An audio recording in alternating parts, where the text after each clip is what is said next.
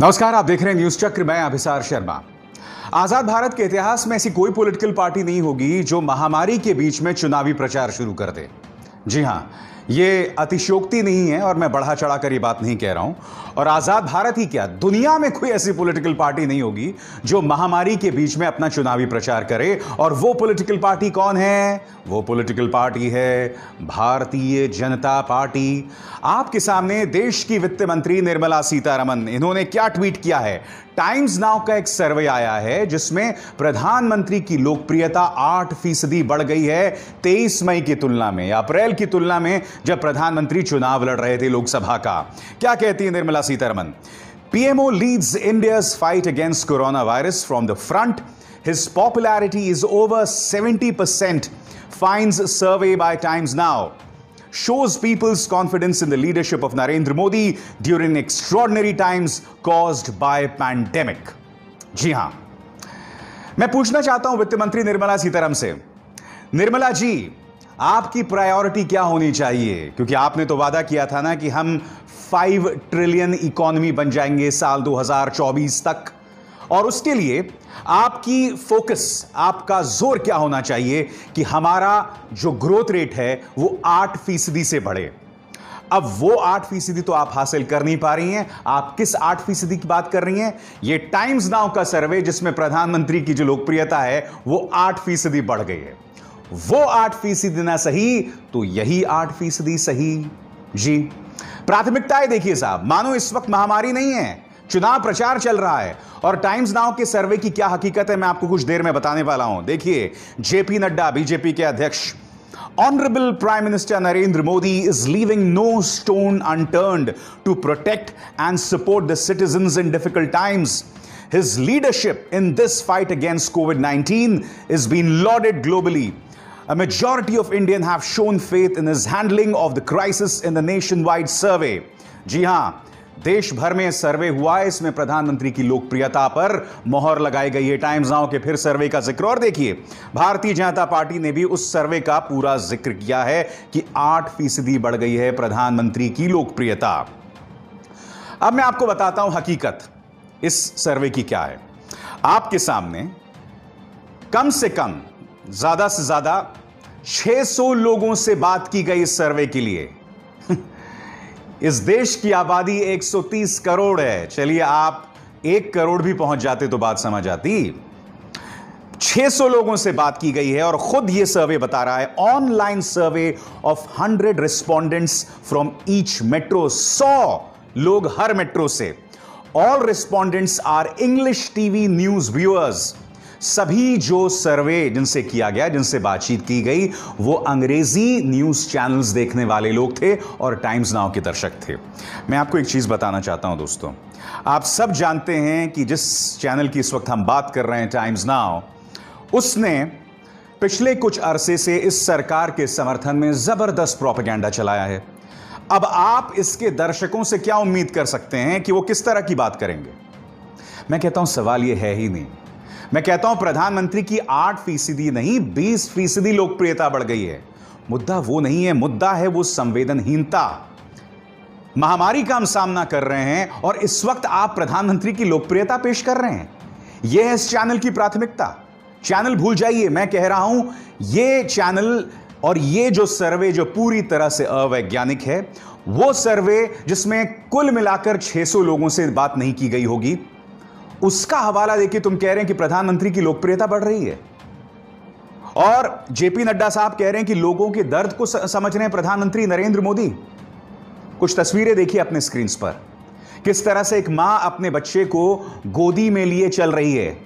यह गर्भवती महिला जो ठहर गई है, आगे नहीं बढ़ पा रही है क्योंकि ना उसके पास पैसा है, ना उसके पास वाहन है। भूल गए औरंगाबाद में क्या हुआ था? 15 लोग पटरी पर लेटे हुए थे और उनके ऊपर से गाड़ी निकल गई थी, क्योंकि आपने सिर्फ 4 घंटे का वक्त दिया था जब आपने लॉकडाउन की घोषणा की थी।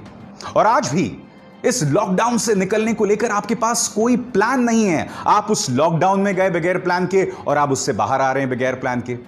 आप मुख्यमंत्रियों से बात तो कर रहे हैं, मगर आपके पास अपनी कोई योजना नहीं है। और इस महामारी के बीच मुझे यह बताते हुए बहुत अफसोस होता है कि यह सरकार जो है अपनी लोकप्रियता यहां पर पेश कर रही है। इससे ज्यादा चिंताजनक और दुखद बात कुछ नहीं हो सकती।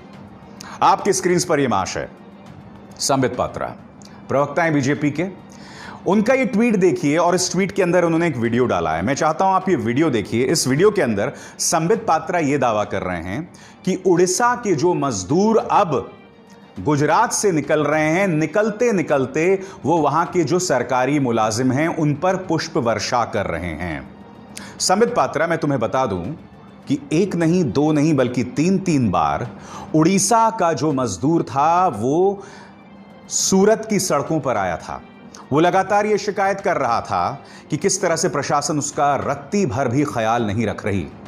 और आपको शर्म आनी चाहिए संबित, जब मैंने आपसे चुनौती आपको दी थी कि आप जो अपने न्यूज चैनल्स के जरिए, अपने ट्विटर के जरिए जहरीला संवाद फैलाते हैं, आप अहमदाबाद पहुंचते, सूरत पहुंचते और उन मजदूरों की बात करते, क्योंकि आपने पुरी से चुनाव लड़ा था।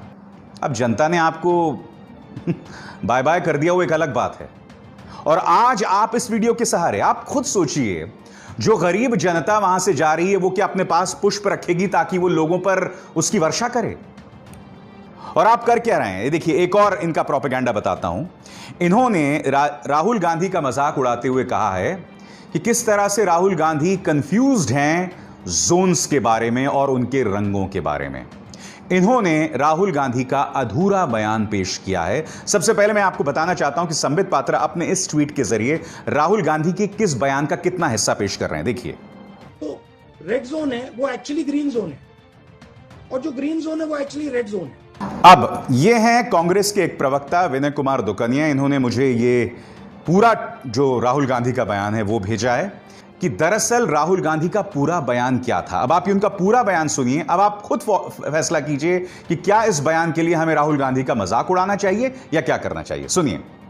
तो रेड जोन है वो एक्चुअली ग्रीन जोन है, और जो ग्रीन जोन है वो एक्चुअली रेड जोन है। तो मैं आपको छोटा सा उदाहरण देता हूं।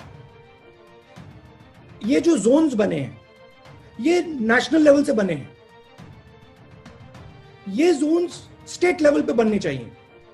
हमारे स्टेट के चीफ मिनिस्टर्स हमें कह रहे हैं कि नेशनल लेवल पे जो रेड जोन है वो एक्चुअली ग्रीन जोन है, और जो ग्रीन जोन है वो एक्चुअली रेड जोन है। तो इंफॉर्मेशन स्टेट लेवल लीडर्स के पास है।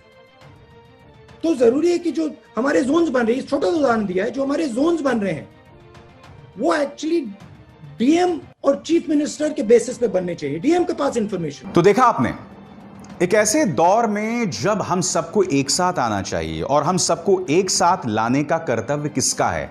केंद्र सरकार का है। वो केंद्र सरकार और उनके छुट भैये नेता क्या कर रहे हैं? पहले तो न्यूज डिबेट्स में जाकर सिवाय हिंदू मुस्लिम के कुछ नहीं करते हैं, सिवाय तबलीगी जमात पर इनके फोकस के कुछ नहीं करते हैं, जहर फैलाने के, झूठ फैलाने के ये लोग कुछ नहीं करते हैं।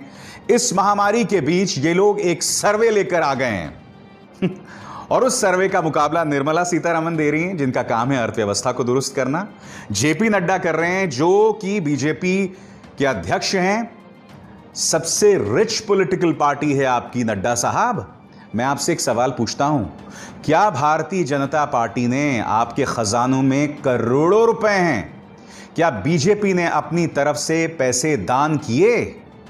आपको चाहिए था कि अपनी जेब से, बीजेपी की जेब से 500 करोड़ इस वक्त पीएम केयर्स में ही दे देते। वो पीएम केयर्स जिस पे बहुत सारे सवाल हैं। क्या किया आपने ऐसा जेपी नड्डा साहब? मगर इस मुश्किल दौर में आप क्या कर रहे हैं? इस मुश्किल दौर के अंदर भी आप सियासत कर रहे हैं। और राहुल गांधी ने अपनी तरफ से जो मशवरे दिए हैं ना, उस पर आप गौर कीजिए। राहुल गांधी क्या कर रहे हैं? प्रेस कॉन्फ्रेंसेस भी कर रहे हैं, 2 या 3 प्रेस कॉन्फ्रेंसेस कर रहे हैं, लोगों के सवालों का जवाब दे रहे हैं।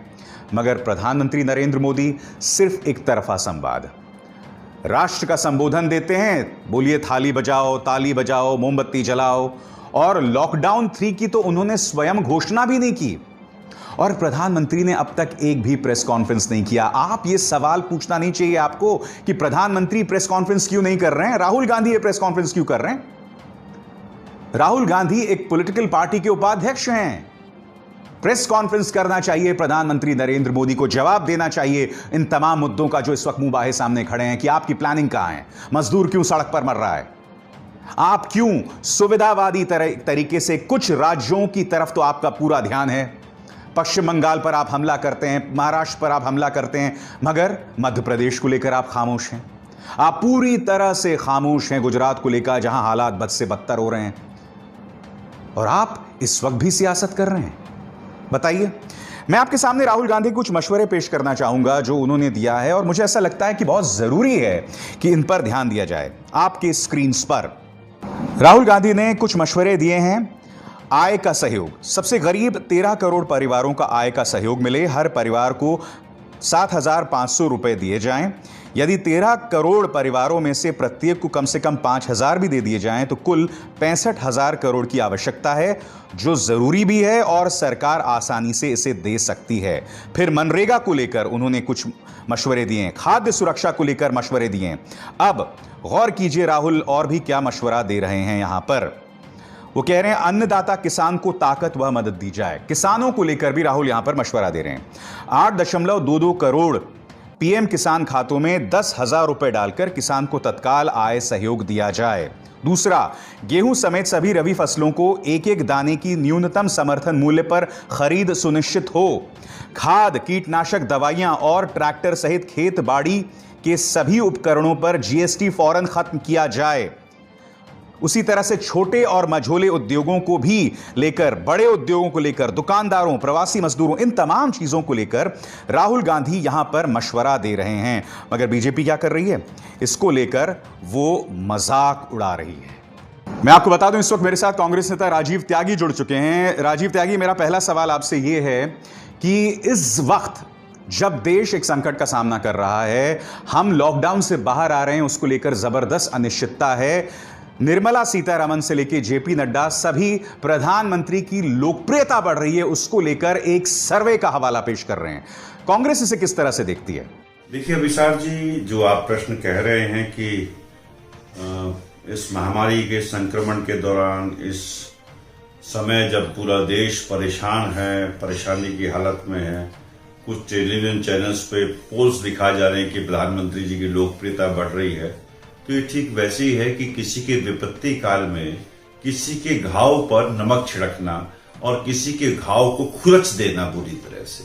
आज देश का किसान परेशान है, देश का प्रवासी मजदूर परेशान है, देश का मिडिल क्लास परेशान है कि कैसे अपने बच्चों की फीस भरेंगे, कैसे अपनी गाड़ियों की किस्त देंगे, कैसे मिडिल क्लास के लोग अपने मकानों की किस्त देंगे, कैसे वो अपना खर्चा चलाएंगे। क्योंकि जितने भी प्राइवेट ऑनर्स हैं, इवन सरकार तक, देखिए सरकार भी अपने कर्मचारियों की तनख्वाह काट रही है। एक तो प्रधानमंत्री कहते हैं कि तनख्वाह मत काटिए, मैं अपील करता हूं, और दूसरी तरफ सरकारी कर्मचारियों को डीए काट देते हैं।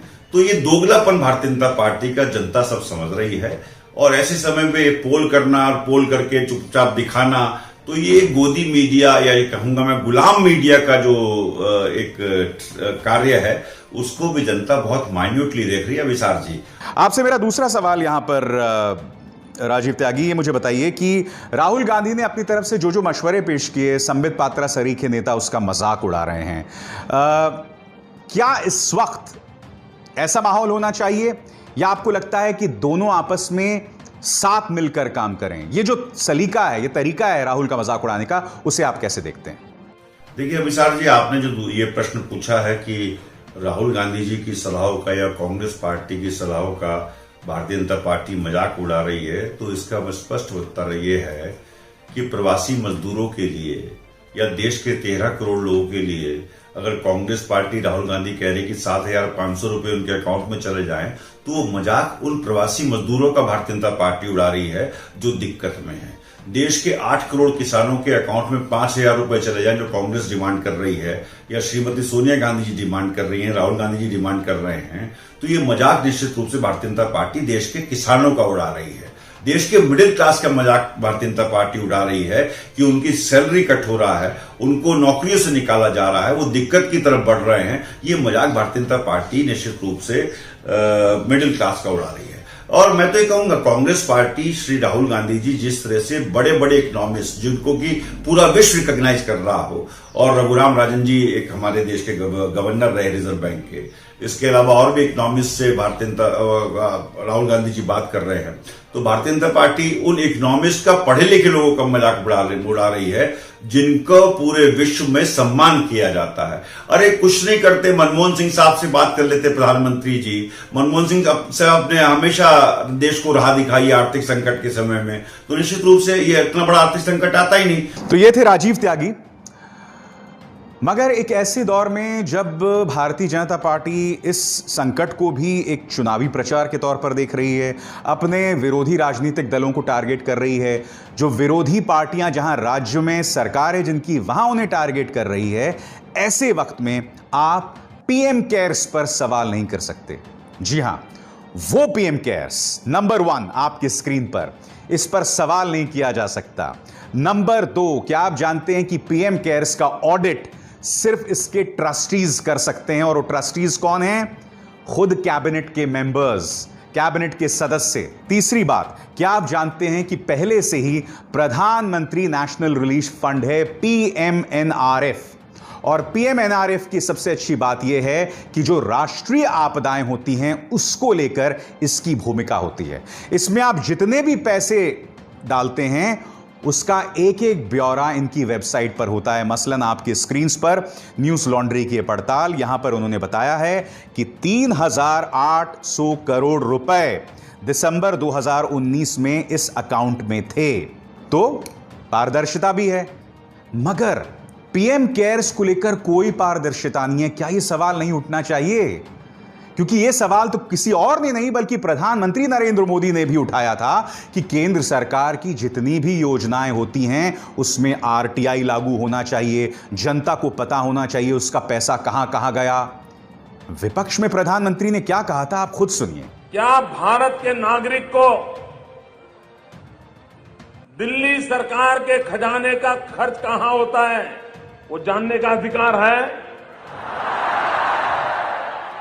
अगर देश के नागरिक को ये जानने का अधिकार है और अगर वो कोई पूछे कि भारत सरकार की तिजोरी के पैसे कहां खर्च किए गए, वो गुनाह है? क्या ये पूछना सही है? राइट टू इंफॉर्मेशन, हमने लोकतंत्र को मजबूत बनाया है, तो आपको जानकारी देनी चाहिए कि नहीं देनी चाहिए? अब आप बताइए मोदी जी, क्या आपको नहीं लगता जो बात आपने विपक्ष में कही थी, अब यही बात जब आप सत्ता पक्ष में हैं आपके पीएम केयर्स पर भी यह लागू होनी चाहिए? आप जानते हैं मुझे क्या लगता है? मुझे ऐसा लगता है कि पीएम केयर्स सिर्फ इसलिए लाया गया है ताकि यह सरकार यह जतलाना चाहती है कि संकट की इस घड़ी में हम कुछ कर रहे हैं।